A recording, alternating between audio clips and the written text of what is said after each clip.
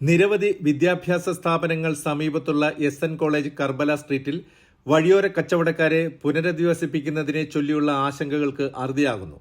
എസ്.എൻ. College Karbala road പൂർണ്ണമായും വഴിയോര കച്ചവട മേഖല ആക്കില്ലെന്നും ഉത്തരവ് തെറ്റിദ്ധരിച്ചതാണെന്നും കോർപ്പറേഷൻ അധികൃതർ പറയുന്നു. ഈ റോഡിലേക്ക് ചെമ്മാൻമുക്ക് റെയിൽവേ സ്റ്റേഷൻ റോഡിൽ നിന്നും പ്രവേശിക്കുന്ന കർബല ഭാഗത്ത് നിലവിലുള്ള വഴിയോര കച്ചവടം മാത്രമാണ് നിലനിർത്തുകയെന്നും റോഡ് പൂർണ്ണമായും വഴിയോര കച്ചവടത്തിന് വിട്ടുകൊടുക്കില്ലെന്നും മേയർ വ്യക്തമാക്കി. അതേസമയം QAC റോഡിൽ വഴിയോര കച്ചവടം തുടരും.